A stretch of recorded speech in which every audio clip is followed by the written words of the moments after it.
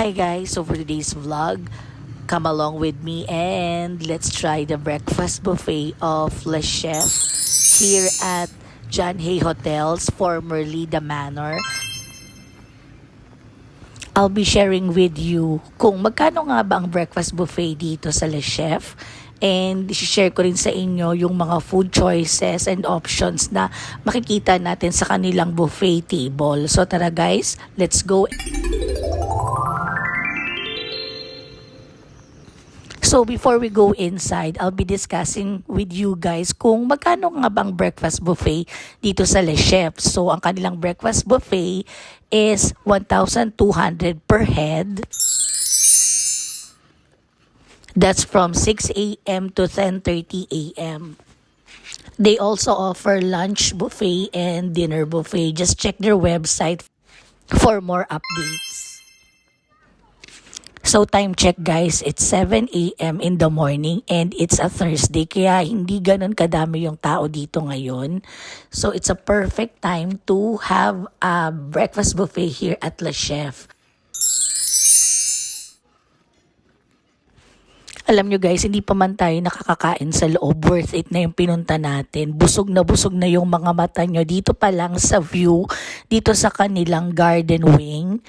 Look how beautiful the scenery and napaka-fresh ng hangin talaga dito sa Baguio and malamig na rin. Yan. So, itong pathwalk na to, dito tayo ngayon papasok. By the way guys, dun kami sa may parking nang galing. Kaya instead sa front entrance kami pumasok, ay dun kami sa likod pumasok kasi nagpark kami and then dun yung parking nila sa may Forest Lodge. Kaya dito tayo sa may garden side dumaan. So ito yung kanilang table setting and dyan tayo mamaya papasok and yan yung mga food nila. So napaka-inviting. Ayan, start na tayo and pasok na tayo dito sa loob. By the way guys, I highly suggest na magpa-book kayo sa kanilang website and i-message nyo sila before coming here para may sure slot na kayo dito sa kanilang buffet area and may sure reservation na kayo.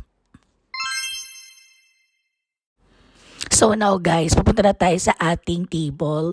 So dito yung spot natin and dito yung ating table reservation sa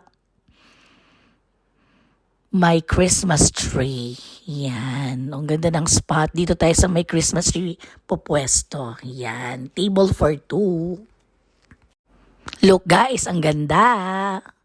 So ngayon na, check na natin yung kanilang food. So yan o, ang ganda ng pa-Merry Christmas nila dito.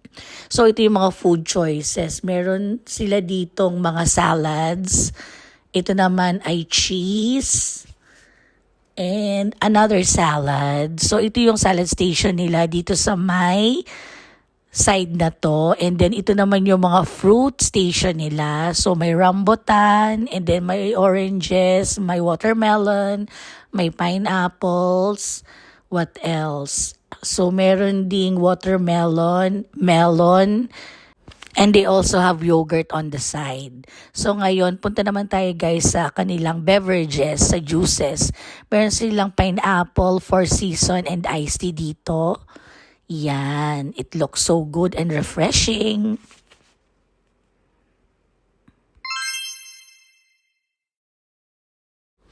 Then dito naman guys, yung kanilang cereals and more fruits, bananas.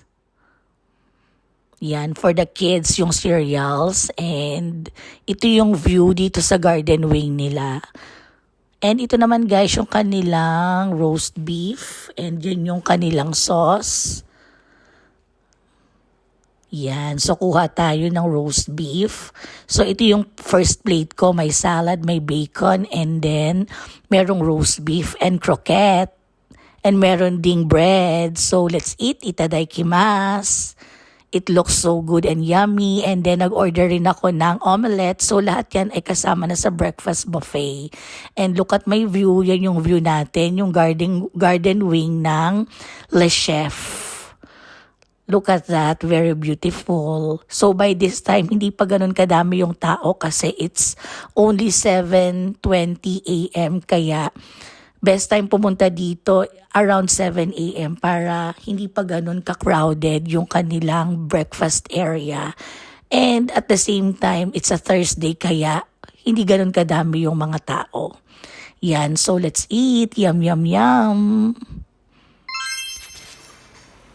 So yan guys, kuha muna tayo ng juice.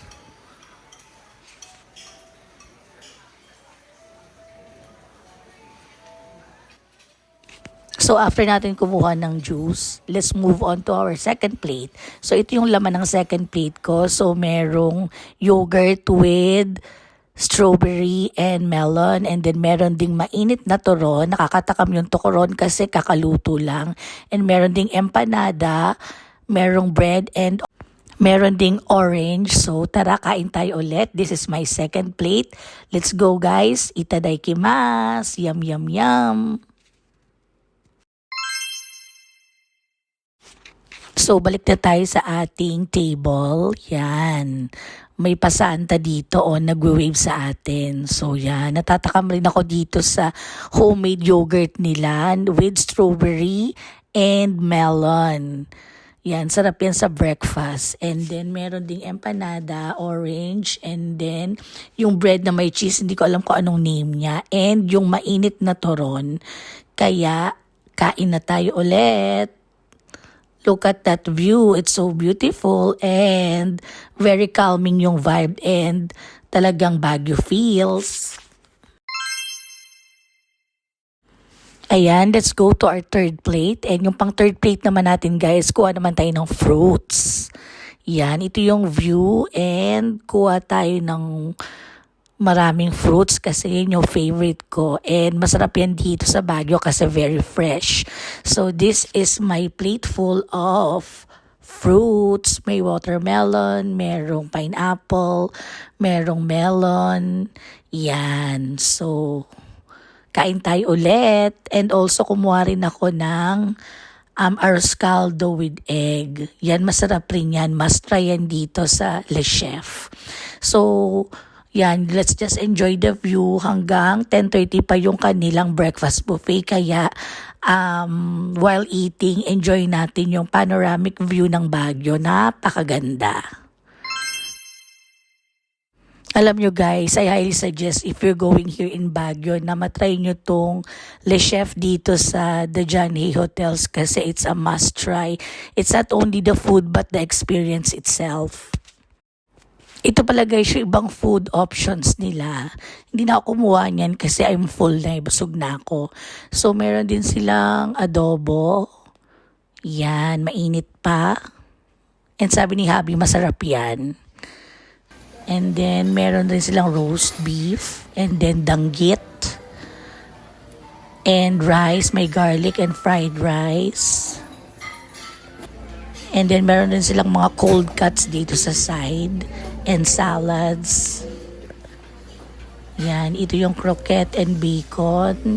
Masarap yung bacon nila kasi very crispy.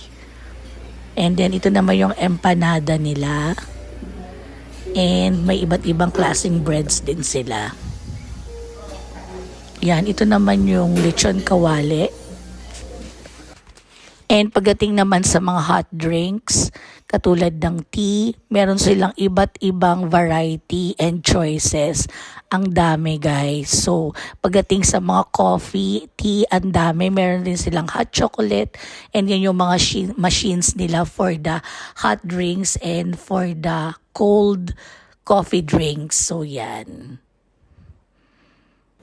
By the way guys, yung kanilang drinks, yung coffee and tea, included na rin yon sa breakfast buffet na 1,200.